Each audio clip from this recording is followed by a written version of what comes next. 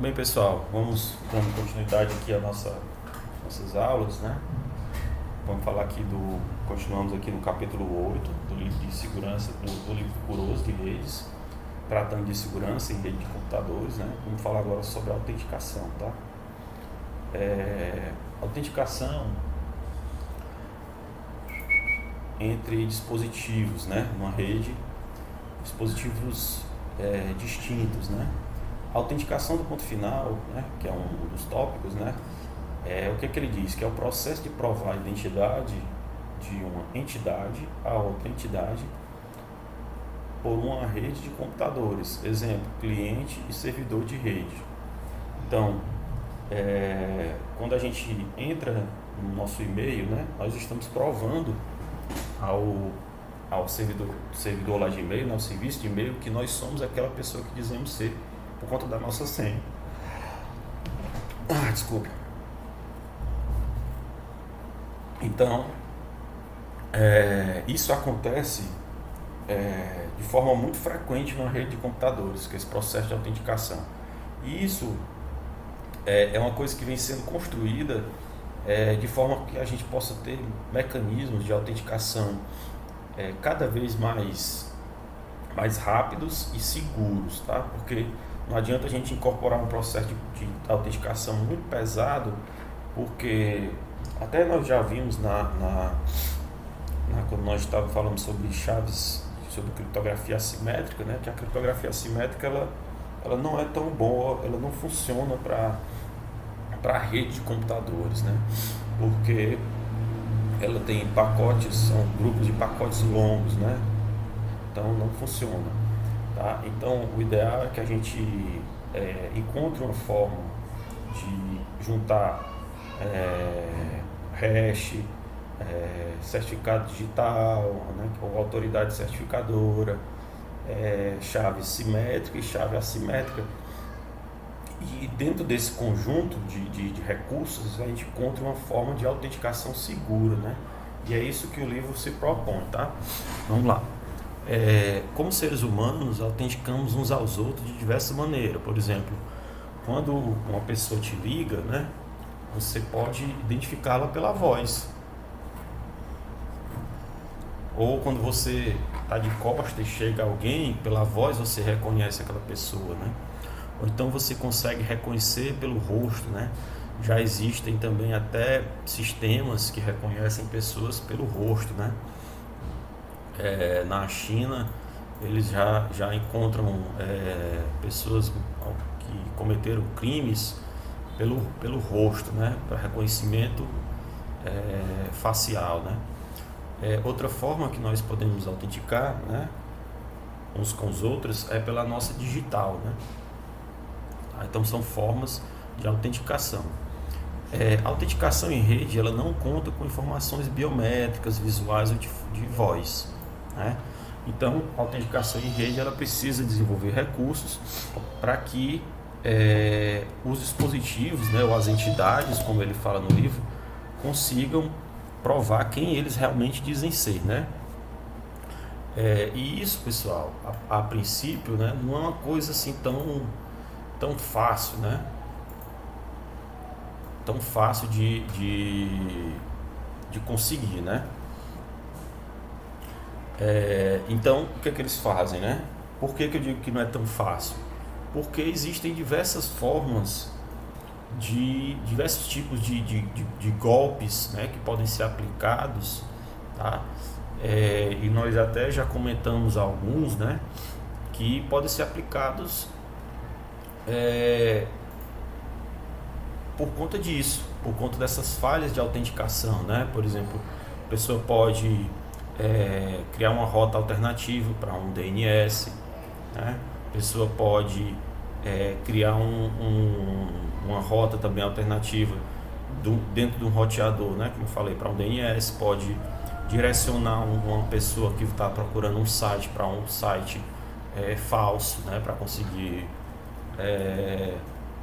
roubar a pessoa, né? Então existem diversas formas, né, que os bandidos encontram, né, de enganar as pessoas por conta dessas falhas de autenticação, tá?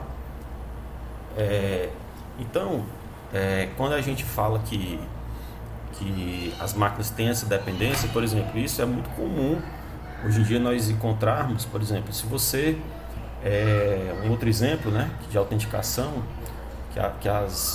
os sistemas web hoje encontram, né, por exemplo, entre sistemas, né, por exemplo, você vai fazer uma compra num site e aí aquele site ele usa uma instituição financeira e ele consegue trocar informações com aquela instituição financeira para poder você fazer o seu pagamento, para poder você fazer o parcelamento do seu pagamento, né?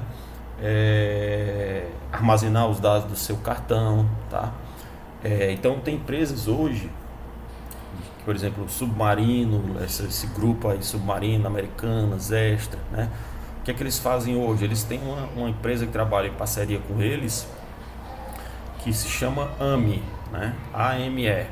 Então, quando você vai fazer o pagamento, ele já lhe propõe você fazer o pagamento diretamente a essa AME, a essa AME, e aí você consegue. E aí, por que eles estão fazendo isso? Porque eles, digamos assim, eles não têm responsabilidade pelo armazenamento das informações, pelo armazenamento das suas informações de pagamento. Por exemplo, eles não precisam, o Submarino ele não precisa guardar seus dados de cartão de crédito, né? E porque isso é um risco, né? Porque isso é um risco, e o foco da empresa muitas vezes não é prover segurança àqueles dados. A empresa ela quer vender, está preocupada com a venda.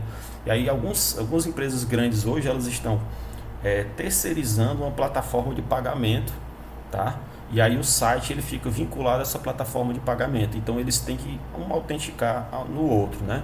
Tem uma autenticação forte disso, né? Tem aqui até um exemplo que eu vou mostrar aqui para vocês, ó. Se você for ver aqui, ó, aqui você vai comprar aqui essa TV, ele pergunta aqui, ó, comprar com AME, né? Então ele lhe dá até um recurso aqui de volta para facilitar, para que você compre com essa AME aqui, né? Que é uma empresa que trabalha justamente com isso, né? E ela armazena os dados do seu cartão, tem aplicativo, né? E tudo, tá? Então isso são formas de integração de aplicações, né? Um protocolo de autenticação, pessoal, ele tem que ser executado antes das entidades, para estabelecer a entidade das partes, a identidade das partes. Para só um instantinho corrigir aqui. Identidade das partes. Por quê? Porque por exemplo, não tem como você conseguir autenticar, dizer para um servidor de e-mail que você é quem diz ser, se o sistema de autenticação dele não estiver funcionando, tá? Então,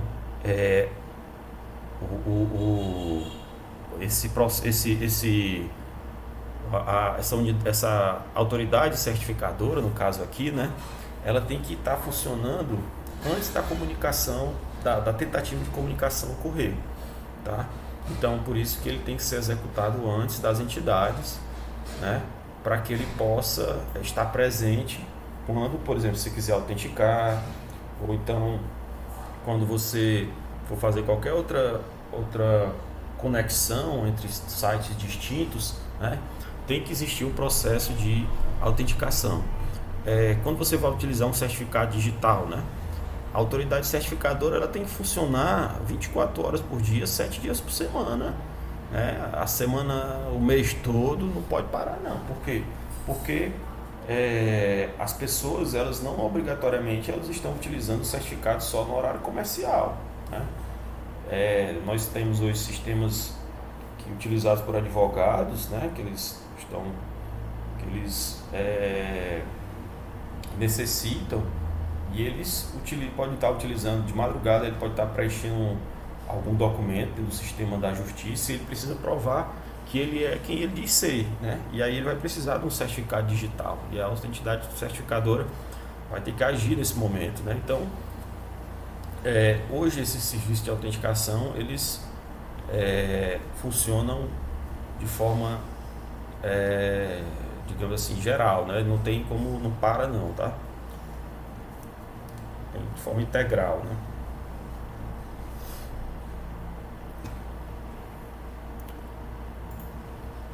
Aí aqui, por exemplo, nesse livro ele vai construindo esse protocolo de autenticação e vai mostrando as falhas, né?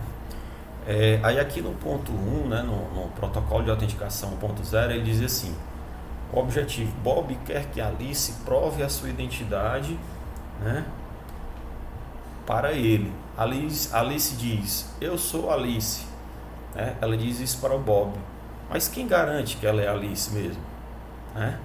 É como se você ligasse para uma pessoa que você não conhece, né? E disse assim: opa, tudo bom, meu amigo? Eu estou querendo comprar um carro do senhor, né? Eu sou fulano de tal, né? E aí a pessoa que você ligar, a pessoa vai dizer assim: papai, pois... Ou então se você liga para uma empresa querendo comprar alguma coisa daquela empresa, né? Ela vai pedir os seus dados, né? Não pode ser de qualquer jeito, não pode, a empresa não vai chegar assim: ah, você quer comprar, eu vou mandar deixar aí. Não é assim, né? Então, aqui, né, isso aqui é uma coisa totalmente falha, né? Se a gente for pensar numa rede de computadores, antigamente era assim, tá? Antigamente, você mandava, você abria um site, né? Não tinha autenticação no início da internet, né? No início, tá? Então, por conta de pessoas que foram os hackers, né? Aqui no caso aqui a Trude, né? O que ela vai fazer?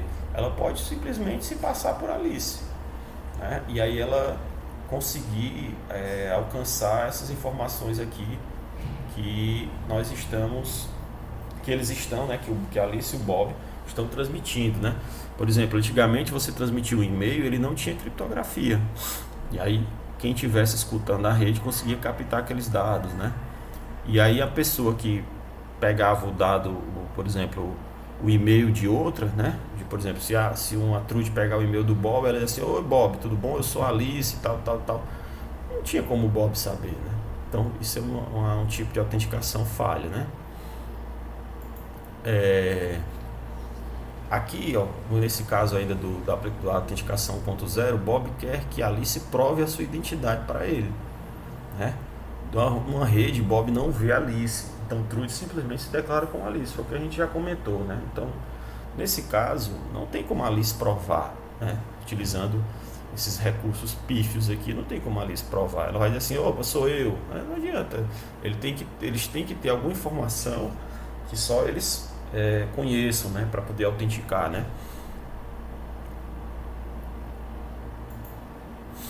Protocolo de autenticação 2.0, né? Alice diz: eu sou Alice, e envia junto com o seu endereço IP, né? Alice quer provar que é ela, né? Eu sou Alice, e envia junto o seu endereço IP, né? Tá aqui o dela mandando aqui, manda junto o IP dela, né? Supondo que Bob conhece o IP dela, né? E aí qual o cenário de falha aqui, né, pessoal?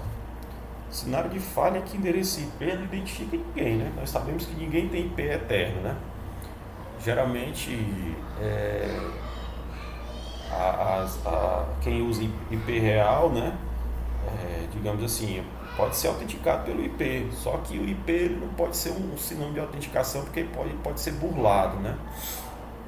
Então o que acontece? Trude pode criar um pacote imitando o endereço IP de Alice, né? Ela pode alterar, né, o IP dela de origem, a Trude, né? E colocar o IP alterar o pacote, né, que está direcionado a Bob, né? Se ela tiver entre eles dois, né? Então ela conseguiria acessar esses dados que a Alice está transmitindo, né, para o Bob. Na parte 3.0, né, Alice diz: eu sou Alice, e envia a sua senha secreta como prova, né? E aí aqui no livro ele fala de um ataque de reprodução, né? Trude pode gravar o pacote de Alice e depois envia para Bob, né? Por quê? Porque no momento em que ela está dizendo quem é ela, né? Ela está autenticando, né? E aí você diz assim: mas professor, onde é que isso acontece, né? Acontece no momento que se nós tivermos com o Wireshark aberto, e se você for tentar acessar um e-mail, ou então logar em alguma coisa, algum sistema que não tenha criptografia, você vê aquele início do processo de autenticação acontecendo. Então, se um hacker ele conseguir captar aqueles dados iniciais, gravar, ele vai alterar aquilo ali e vai se passar por você, né? Porque ele conseguiu ter acesso a, por exemplo, a senha que você está mandando, né? Passou sem criptografia, ele teve acesso ao seu e-mail, né? Qual é o seu e-mail, qual é a sua senha, tá? Então, isso aqui, como é um processo de construção de um protocolo de autenticação que o livro mostra, né? Ele vai mostrando as falhas, né, que existiram nos protocolos de autenticação, né? Então, aqui nesse ponto aqui, a Trude ela consegue capturar o pacote e depois se passar por Alice, né? Aí ela diz, né? E se a senha for secreta, ainda assim falha da mesma forma, porque aqui, ó, no caso aqui, ó, a Trude, ela vai mandar dizer que é Alice e vai mandar a senha junto. Por quê? Porque ela captou o dado, né? E outra coisa, mesmo que esteja utilizando criptografia, tem que ver o nível da criptografia, que protocolo de criptografia está sendo utilizado, porque muitos protocolos já apresentaram falhas, já foram quebrados, né? E aí os dados que trafegam sobre esses protocolos, se eles forem gravados, como ela fez aqui, ela consegue depois descriptografar e chegar a eles, né? Os hackers, né? Aqui o protocolo de autenticação, né? Evitar ataque de reprodução, né? Que é esse ataque que aconteceu no item 3, né? E aí o que eles idealizam, né? O uso de um nonce, né? O nonce aqui é como se fosse um código, né? O que ele diz aqui é usado apenas uma vez na vida, de modo a identificar a Alice ao vivo. Então, ó, Bob envia para Alice um nonce R e a Alice deve retornar R cifrado com a chave secreta compartilhada, né? Eles compartilham uma chave, né? E quando ela quer se comunicar, né? Ó, o que acontece aqui, né? Ó, ela quer comunicar, ela diz assim: oi, eu sou a Alice. Aí o Bob pega e manda para ela o nonce. E aí ela utiliza aquela chave secreta entre eles dois, né? E criptografa os dados, né? Junto com aquela chave secreta, né? E aí o que ele diz aqui, né? Ó, a Alice está ao vivo e apenas a Alice conhece a chave para criptografar o nonce. Então deve ser a Alice. Quais são os problemas, né? Vamos ver aqui o que ele sugere aqui no próximo slide. Então, aqui, pessoal, pode acontecer esse problema aí, ó. Homem ao meio, né? Man in the middle, né? E aí, se tiver sofrendo um ataque desse jeito aí, de homem ao meio, né? Ele consegue capturar os dados, né? Tirar aqui essa imagem aqui, né? Aí o que acontece aqui? Objetivo: evitar o ataque de reprodução. Então eles utilizam o nonce, né? Aí o que acontece? A chave simétrica de Alice e Bob deve ser trocada entre eles. Então a Trude, ela pode recuperar essa chave deles, né? Pode sequestrar a conexão ou realizar um ataque do homem ao meio, né? Ou mulher ao meio. E outra coisa, se vocês forem ver, quando ele manda o nonce para Alice, o nonce ele não está criptografado, tá? Então o nonce ele passa em código aberto, então isso é uma falha também, né? Então assim, o ideal é que a conexão ela aconteça de forma totalmente, digamos assim, criptografada, né? A conexão ela não pode, em momento algum, né, nada que vai ser utilizado para autenticar o usuário ao outro pode ser passado em texto pleno, porque se passar em texto pleno você está dando abertura, né, para que aquele texto seja capturado e ser utilizado só a pessoa se passando por você, né? Tá? Então isso aqui, professor, mas será que eu tenho que ter tanto cuidado assim com o meu e-mail? Com o e-mail hoje em dia, pessoal, nem tanto, mas nós temos que ter muito cuidado com a nossa senha de rede social, tá? Porque alguém se capturar a senha da rede social nossa, pode ir, digamos assim, se passando por nós, né? Isso é muito comum, esse tipo de crime, né? ficar pedindo dinheiro às pessoas na internet, né? Ou então mandando mensagem para os amigos através do Facebook ou do WhatsApp, comunicando problemas financeiros e dizendo que está passando por isso, por aquilo, pedindo para a pessoa ajudar, né? Perguntando se ela pode ajudar e tal. Então, assim, quem roubar, né, algum criminoso, ele vai tentar de alguma forma obter algum benefício com aquela senha. E assim, professor, mas eu sou um estudante, eu não tenho nenhum amigo, que eu não tenho muito recurso financeiro, não adianta a pessoa estar pedindo meus amigos que não vai conseguir e tal. Então, se for alguém que não goste, né, de você, né, um exemplo assim, a pessoa que não gosta de mim, né, não gosta de mim, Alexandre, se roubar a minha senha de rede social, ela pode detratar outras pessoas na minha rede social, pode estar publicando coisas que não são reais sobre mim, né? Ou então está cometendo esses crimes financeiros, pedindo dinheiro a pessoas, né? Então, pode fazer diversas coisas para prejudicar aquela pessoa que ela conseguiu roubar a senha da rede social. Então, é muito importante nós termos cuidado, colocarmos uma senha segura, né? Uma senha que, de preferência, ela tenha números, letras e caracteres, né? E os números e as letras, pode até ser letra alternando entre letra maiúscula e maiúsculas. Dentro da senha tem letra maiúscula e letra minúscula. Então, assim, nós temos que ter uma senha robusta para isso, pessoal, tá? E ter muito cuidado de onde a gente acessa essas informações, tá? Então, esse é um ponto fundamental, a gente entender a importância da autenticação, né? Saber por que é importante nós termos segurança no processo de autenticação, né?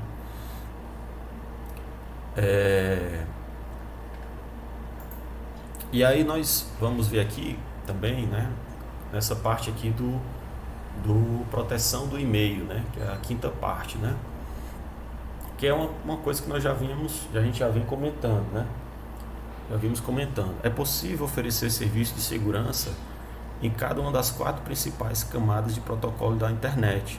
Então aqui, pessoal, o TCP/IP para ele, né, existe fazer logo aqui um adendo, né, a esse ponto aqui do livro, que é assim, o Kurose, né, se vocês forem ver, o Kurose ele trata o pacote TCP como tendo 4 camadas, né.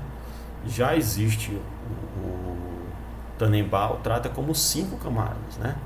A camada de rede e interrede do Tannenbaum são camadas distintas, né.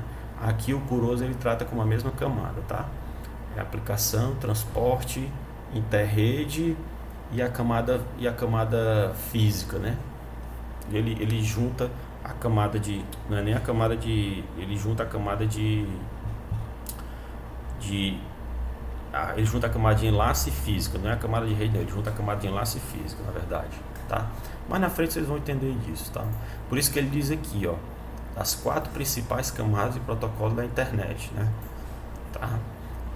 Serviços de segurança podem estar disponíveis em mais de uma camada na internet. Aí pergunta, isso não seria uma redundância? Poxa, pense bem, você oferecer segurança na camada de enlace, oferecer segurança, por exemplo, na camada de dados, né, que é a camada que junta a camada física, a camada de enlace, oferecer segurança na camada de rede, oferecer segurança na camada de transporte, oferecer segurança na camada de aplicação, realmente parece que seria uma redundância mesmo, né? Aí o que acontece? É que as camadas inferiores, enlace, rede, transporte, né, elas não garantem segurança a nível de usuário na camada de aplicação. Essas camadas elas garantem segurança no nível delas, tá? Ou abaixo delas, né? E elas até provê segurança também a camadas superiores, mas como nós temos diversos tipos de ataques que podem ser proferidos a uma rede, né? O ideal é que nós tenhamos um processo de segurança que ele incorpore todas as camadas da rede, né? E aí o que ele diz, né? Existe a necessidade de aplicação de segurança em camadas superiores e também nas inferiores, né? Então, cada camada tem que incorporar a sua segurança, né? Tem que aplicar o seu processo de segurança. Por isso é mais fácil aplicar serviço de segurança nas camadas superiores da pilha de protocolo.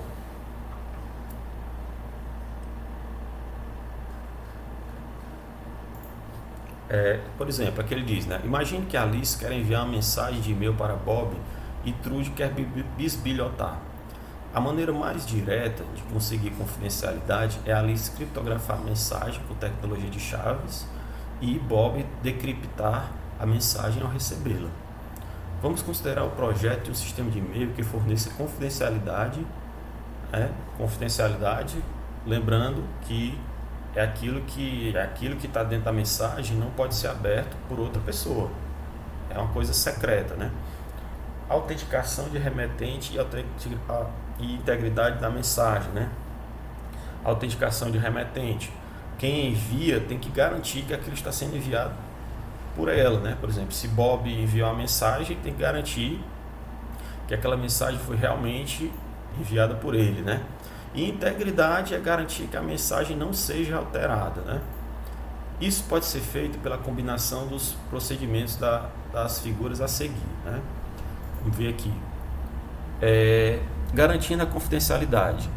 A Alice aqui, ó, ela usou aqui uma chave de seção simétrica, né, para enviar um e-mail secreto para a Bob, né, mas criptografia assimétrica. Aí ele diz aqui que criptografia de chave pública é ineficiente para mensagens, para longas mensagens, né, como nós já tínhamos falado, ó. Aí o que é que a Alice faz, ó? Ela pega aqui essa chave simétrica aqui, né, que ela e o Bob, eles têm uma chave para garantir, né, que aquela informação está sendo enviada. Por exemplo, é como se fosse um nonce, né? Eles têm em comum um nonce, né? Uma chave que todas as informações têm que ter aquela chave no meio, né? Então eles utilizam isso, né? Então o que ela faz? Ela cifra a chave simétrica com a chave pública de Bob, né? Pegou a chave pública do Bob e cifrou aqui a chave simétrica, tá aqui, ó. Pegou a chave pública do Bob, cifrou aqui a chave simétrica. E aí ela pegou a mensagem, né? E utilizou aqui uma chave simétrica dela, né? Ó, e criptografou a mensagem. E incorporou as duas juntas, tá? E mandou para Bob, né?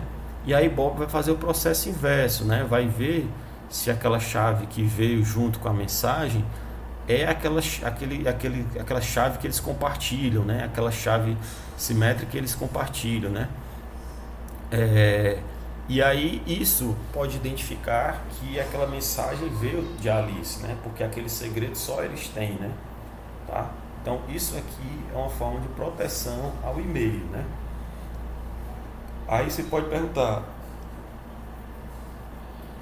essa forma é segura, né?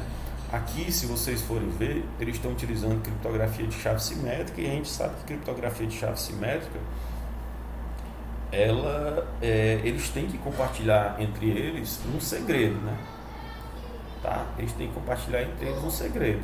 E aí, entre duas pessoas, esse compartilhamento de segredo pode até funcionar, mas entre dispositivos distintos de rede, né, dificilmente funcionaria, né? Tá? Aqui, como é um exemplo de um e-mail, tá? Poderia prover sim alguma segurança, tá? Poderia prover alguma segurança. Vamos ver aqui o que ele diz no decorrer do livro, né? Das outras partes. Aí aqui ele diz também que aqui ele já faz o seguinte, né? Ó, ele utiliza uma função hash e uma assinatura digital para fornecer a autenticação do remetente e a integridade da mensagem. Aqui eles não estão preocupados com a confidencialidade da mensagem, eles estão preocupados com a integridade dela e com a garantia com a autenticação do remetente, né? Por exemplo, se aquela mensagem veio mesmo da pessoa que vem informando C, por exemplo, essa mensagem veio de Alice, como é que eu sei que veio de Alice, né? Como é que o Bob pode pensar nisso, né? Tá? Então o que eles fazem aqui, né? Ela pega a mensagem, aplica aqui Alice cifra o resto da mensagem com a sua chave privada, né? Tá? E ela pega aqui a sua chave, ela tirou o hash aqui da mensagem, ó, e criptografou esse hash e juntou aqui com a mensagem. Ela incorporou a mensagem com o hash criptografado e mandou para o Bob. Quando chegar lá, o Bob vai fazer o processo inverso, ele vai descriptografar a chave, né? Porque ela utilizou aqui a chave simétrica dela, né? E aí o Bob vai pegar a mesma chave lá, ó, vai descriptografar a mensagem, né? E aí ele vai ver o hash que ela mandou. E ele vai tirar um outro hash daquela mensagem que chegou. Então ele vai tirar o hash da mensagem, aqui, o que ele fez aqui, ó, tirou um hash e comparou com o hash que ela mandou. Se eles forem iguais, né? Então o que ele está dizendo? Se for igual, então a mensagem está íntegra, né? E como aquela mensagem foi criptografada com aquela chave que só a Alice tem, ele tem como ter certeza que aquela mensagem veio da Alice, né? Então isso daqui é uma outra forma de garantir que a mensagem veio de Alice, né? E Bob conseguiu garantir, eles dois, né, nessa comunicação conseguiram garantir isso, né? Autenticação do remetente e integridade da mensagem. Então isso aqui é uma forma, pode garantir essas duas características. Bem, pessoal, então essa parte aqui de protegendo o e-mail, o que ele faz, né? Ele diz aqui que o projeto de e-mail seguro ilustrado abaixo provavelmente fornece segurança satisfatória para os usuários de e-mail na maioria das ocasiões, né? Por quê? Porque ele vai fornecer confidencialidade, autenticação de remetente e integridade da mensagem. Na verdade, no livro ele fala que eles estão juntando, né, nesse processo aqui de autenticação, os dois cenários dessas duas figuras anteriores, né? Que aqui ele conseguiu garantir a confidencialidade, né? E aqui ele conseguiu garantir a autenticação do remetente e a integridade da mensagem, né? Então aqui nesse cenário ela está fazendo praticamente quase a mesma coisa do que aqui no processo de confidencialidade, né? Só que incorporando um detalhe a mais, né? Vamos ver aqui o que ela faz aqui. Ela pega a mensagem, tá? Tira o hash dessa mensagem, criptografa esse hash, ó, da mensagem e junta isso, né, com a mensagem, tá? E aí o que ela faz? Ela pega a chave pública do Bob, tá? E aí ela consegue criptografar aquilo que ela gerou, né, a mensagem, né, o resto da mensagem mais a mensagem aqui, ó, tá? E ela pega isso e criptografa com a chave pública do Bob. E aí o que ela está garantindo com isso, né? Ela está garantindo que somente Bob, com a sua chave privada, vai poder abrir aquela informação, tá? Aí eu lhe pergunto, né?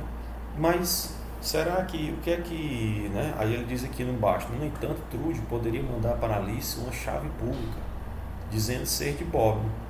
Por isso a necessidade de uma autoridade certificadora de chave pública, né? Uma CA, né? Então, para que ela vai utilizar a chave pública? Porque assim, eu não posso dizer assim, eu sou o Alexandre e essa aqui é a minha chave pública, né? Porque alguém pode se passar por mim e disponibilizar uma outra chave pública. Então, a autoridade certificadora aqui, ela vai garantir que aquela chave pública fornecida por ela pertence realmente a aquela pessoa, né? No caso aí, pertence realmente a Bob, né? Tá? E aí o que ela faz? Ela pega, garante aqui, ó, nessa parte aqui de cima, né? Ó, garante aqui a integridade da mensagem, né? Tá? Ela pode até aqui criptografar com a senha dela também, né? Ó, a senha dela aqui, a senha dela simétrica, né? Tá? Criptografar e aqui ela, ou então juntar com a senha dela aqui, que é aquela senha dela de sessão, né? E aí ela pegar e enviar pegar tudo isso, todo esse bolo aqui e criptografar com a chave pública do Bob, né? Então, isso é uma forma, né, de garantir, né, utilizando essa autoridade certificadora, que exista uma parte intermediária para garantir a segurança do processo. Que isso é o ideal, pessoal, tá? O ideal é que exista, né? Por isso que hoje em dia toda a comunicação com o banco, né, tudo ela é feita utilizando essas chaves de autenticação, né? Porque isso para que por exemplo, a empresa ela não se preocupe em garantir a segurança do cliente, né? Aquela segurança fica terceirizada a uma outra empresa que é especialista naquela área, né? Tá? Então eu acho isso importante, né? Porque como eu mostrei o exemplo para você dessa AME, né? Do sistema de pagamento, né? Então assim, porque a empresa ela foca naquilo que ela faz bem. Porque às vezes o que acontece? A empresa ela é uma empresa, por exemplo, de vender produto na internet. Aí ela vai ter que contratar pessoas ganhando muito bem para poder garantir a segurança dos dados, né? Tá?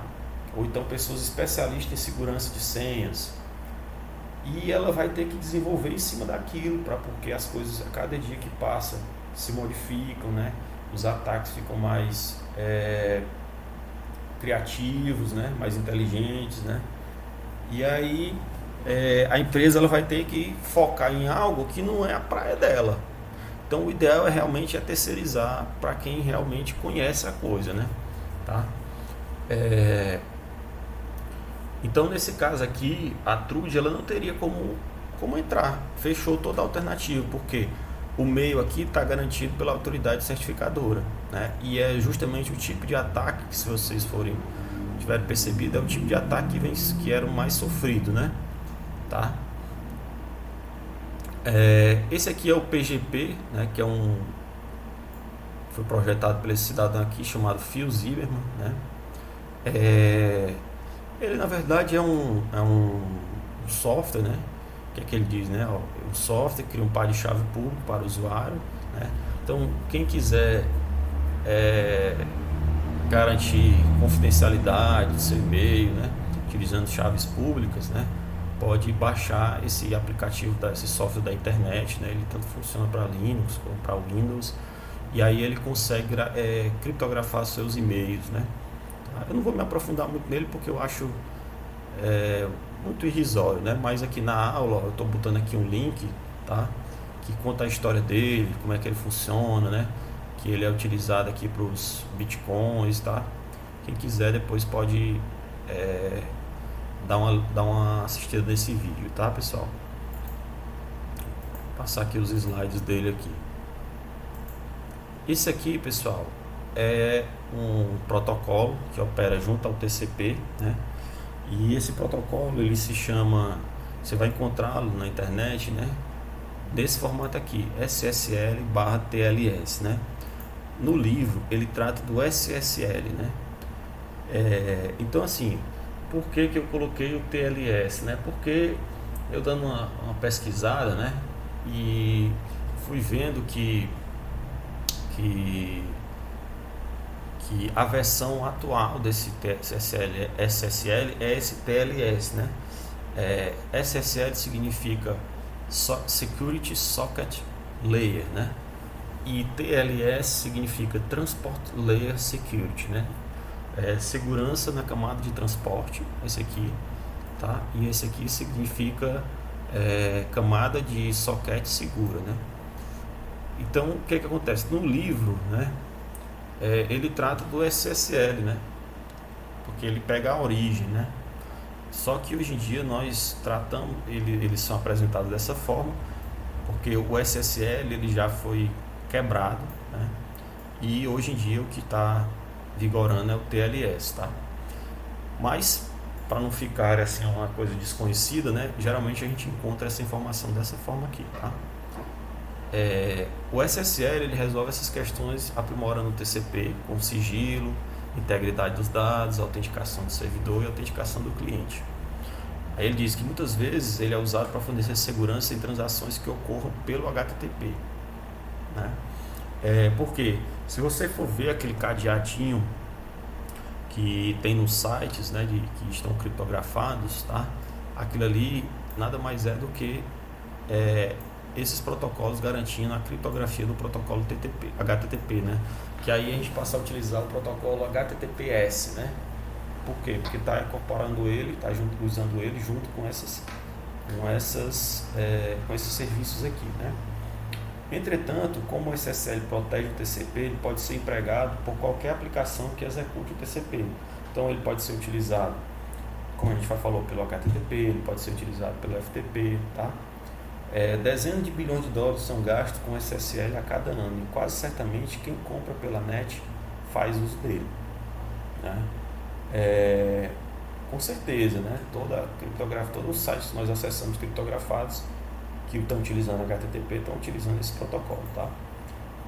Quando fazemos compra pela internet, algumas medidas de segurança devem ser tomadas para evitar surpresas, tais como criptografia dos dados, né? O pedido mais o número do cartão, eles têm que ser criptografados. Nós temos que ter medidas para garantir a integridade daqueles dados, garantir de que o site é realmente seguro e confiável, tá? E o SSL resolve essas questões, aprimorando o TCP com sigilo, integridade, autenticação do servidor e autenticação do cliente, né? Aqui é onde ele opera, né? O SSL ele provê uma interface de programação da aplicação, né? Uma API, né? Com sockets, né? Semelhante à API do TCP, tá? Quando a gente fala em sockets, pessoal, né? O que é que você entende como socket? Como uma porta, né? Ela é uma API que ela tem uma porta de entrada e tem uma porta de saída, né? Aqui você percebe, ó, que como os dados eles estão descendo aqui na camada de aplicação, né? Então, o TCP, o IP, ele vai passar pelo socket para ele poder ser criptografado. E quando ele retornar, né? Quando ele chegar no destino, vai ter também um socket lá entre a camada de aplicação e o TCP. E aqui ele vai ser, para ele chegar na camada de aplicação, quando ele estiver subindo, ele vai ter que ser descriptografado aqui para poder ser entregue à camada de aplicação, tá? E aqui é a camada de aplicação em si, né? Ó, ela tem aqui o socket SSL, né? E o socket TCP aqui, ó, operando aqui juntos, né? Ó, aqui é um tipo de TCP já utilizando o SSL, né?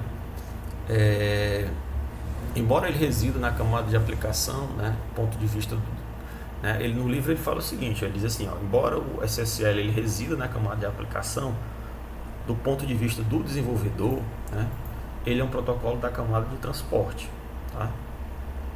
Por que ele fala que é do ponto de vista do desenvolvedor? Porque o desenvolvedor consegue incorporá-lo às aplicações na camada de aplicação, né? Aí aqui, ó, vamos ver como é que ele trabalha, né? Estabelecendo uma conexão SSL através do three-way handshake, né? O que é que ele faz aqui? Ele faz um estabelecimento da conexão, né? Ó, aqui vamos supor que esse aqui seja o Bob, essa aqui seja a Alice, né? Aí o Bob pega e inicia aqui, ó, ele solicita um estabelecimento de comunicação, né? Da conexão TCP. Aí quando ele solicita, ó, assim, opa, eu estou querendo sincronizar, aí ela confirma que recebeu aquele pedido de sincronização, né?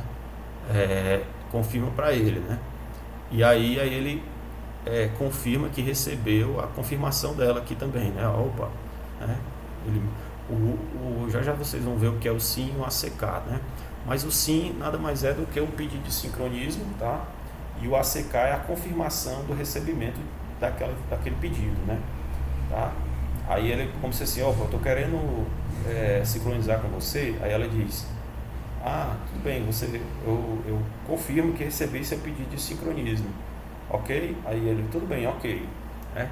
Aí o que ele faz? Ele manda, aí ele, na parte B, ele diz assim, ele verifica se a Alice é realmente a Alice, né? Aí ele diz assim, ó, ele manda um SSL hello, né? E aí a Alice retorna para ele um certificado, né? Esse SS hello mais na frente nós vamos falar sobre ele, tá? Mas adiantando um pouco, é como se ele mandasse para ela algumas especificações que eles vão ter que seguir para aquela comunicação ocorrer, né? E aqui na parte C, ele envia para Alice uma chave secreta mestre, que será utilizada por Bob, né, por eles, para criar todas as chaves simétricas que eles precisam para a sessão SSL, né? Então, esse aqui, pessoal, é uma forma simples que demonstra, né? Ele até diz assim, né, que no livro, né, que é um quase SSL, né? E aqui nós estamos vendo uma demonstração básica de como é que o SSL funciona, só que ele é um pouco mais complexo, tá? Aí prestem atenção nesse item aqui, ó, que ele envia uma chave secreta mestre, né, ó, que a partir dessa chave, né, eles vão criar todas as chaves simétricas que eles precisam para a sessão utilizando o SSL. Aqui, por exemplo, protegendo conexões SSL TLS, né? Aí, por exemplo, o protocolo TLS, né? Entenda TLS como o próprio SSL, tá, pessoal? Tá? Entendam como praticamente a mesma coisa, né? Como dois irmãos gêmeos, no entanto, o TLS ele é mais robusto, né? Ele é composto de duas camadas, formadas por dois tipos de protocolos. Os protocolos de handshake, que é que troca essas informações aqui, ó, tá? E o protocolo de registro, né? O protocolo de registro ele vai ser utilizado para garantir a segurança dos dados, né? A identificação dos dados. Vamos já ver como é que ele trabalha, tá? Aqui, por exemplo, ó, o protocolo de handshake ele é utilizado para autenticar o cliente e o servidor, negocia algoritmos de criptografia e chaves criptográficas, né? Antes que o protocolo de aplicação seja de fato transmitido. Quando concordam, a comunicação ocorre. Aqui, por exemplo, ó, o cliente, quando ele manda um hello aqui para o servidor, tá? O servidor ele responde ao cliente, ó, com essas informações aqui, ó, tá? Com um conjunto de informações dizendo assim, ó, eu trabalho com essas informações aqui, escolha aí como é que você quer trabalhar, né? Aí o cliente, quando ele responde para o servidor, depois daquele envio aqui de cima, né, ele responde com essas informações aqui, ó, né, que ele também trabalha com aquelas especificações, né, e aí eles finalizam aquele processo de fechamento de conexão, e aí é aqui onde eles conseguem, os dados da aplicação eles conseguem trafegar, né. E aí o protocolo de registro, né, o que é que ele faz, né? Porque ele fragmenta as mensagens em blocos, comprime e adiciona um código MAC, né? Nós vamos já ver o que é um código MAC, né?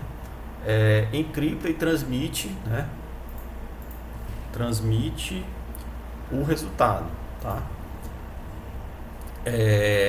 Então a função dele o que é utilizar, digamos assim, como as mensagens são fragmentadas e criptografadas, né, o protocolo de registro ele adiciona essa informação aqui, ó, para identificar os blocos, né? Quando o cliente e servidor iniciam a conexão, eles concordam com essas versões aqui, ó, do protocolo que está sendo utilizado, ó, com isso aqui que nós estamos vendo aqui nessa imagem, tá? Os algoritmos criptográficos fazem a autenticação do outro nesse processo aqui, ó, o processo de autenticação. O protocolo implementa isso através da troca de mensagens hello, tá? Que é isso que nós vemos aqui, tá? E aí o que é que eles fazem com essa chave mestre, né, que a gente viu, né, ó? Bob e Alice, ele poderia utilizar a MS, né, que é a chave mestre, né, Master Swordfish, né, acho que é Master Secret, Master Swordfish, acho que é Master Secret, segredo mestre, né, para a criptografia e integridade dos dados, mas é inseguro. Então a MS, né, que eles utilizam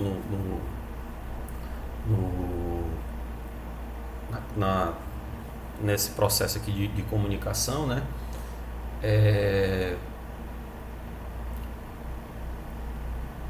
o que é que eles fazem? Eles dividem ela em quatro partes, né? Aqui, ó, ele cria uma chave de criptografia de dados para o Bob e uma chave de integridade de dados para o Bob, né?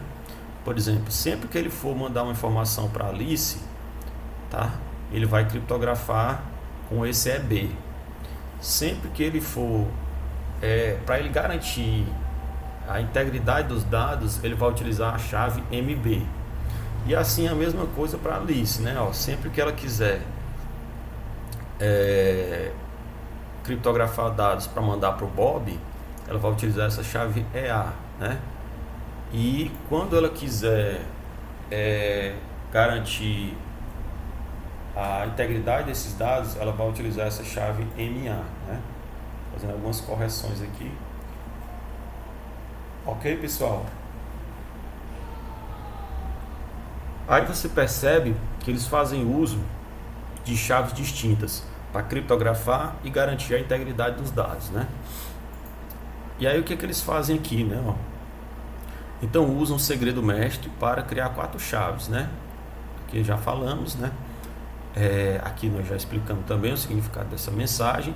Eu peguei algumas outras informações de sites, né, da internet, para poder aprofundar um pouco mais nesse processo, porque no livro é muito resumido, tá, pessoal? E aqui como é que eles fazem para proteger a conexão, né? Para fazer realmente a transferência dos dados. Para garantir a integridade e a autenticidade dos dados, o SSL, né? O TLS trabalha da seguinte forma, né? Eles estão, Bob e Alice, eles querem se comunicar, né? Então o que ele faz? Ele divide o fluxo de dados em registros, né? Tira o resto do registro, né? Ó, o que ele faz aqui, ó? Ele tira o resto do registro, mais aquela chave, né, que vai garantir a integridade, ó. Ele junta o registro e a chave de integridade e tira o hash, né? E depois ele criptografa tudo, né?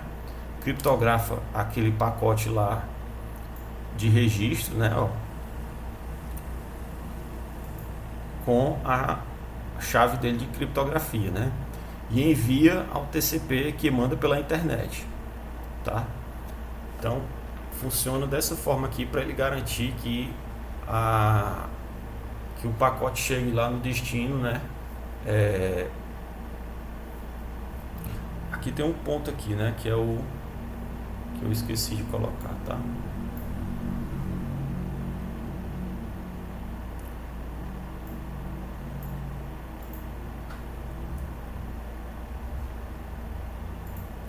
Mas os dados, né? Não, desculpa aqui. O dado já está no registro, exatamente, pronto. O registro já são os dados, né? E a MB aqui já é a chave de garantia da integridade, né? Tá? Então, quando ele compacta isso aqui, ó, quando ele criptografa, tá? Essa informação é transmitida e aí quando a Alice receber do outro lado, né? Ela vai utilizar a chave dela lá para poder descriptografar essas informações, tá? E vai depois perceber que aquela mensagem está autêntica, né? Porque ela vai receber o registro com a chave lá do Bob, né? Que é a chave de integridade, tá? Ok? Então é assim que esse protocolo funciona, tá? Aqui o que eles fazem, né? Que ele vem também, o livro vem explicando, né? Que eles separam em registro para tal uso comprimento, né? Número de sequência, tipo de registro, apresentação, dados ou térmico, né? Aqui ele vem mostrando aqui o pacote, como é que ele é organizado, né? Ó.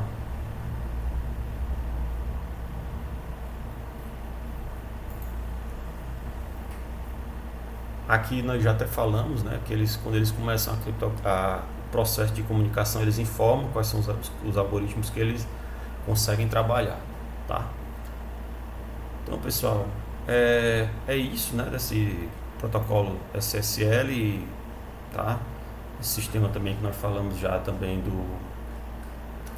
falamos aqui do processo de proteção do e-mail, né? E do processo de autenticação. E aí eu vou passar uma atividade para complementar essa aula, tá? A carga horária dela. Então, tudo de bom, até a próxima.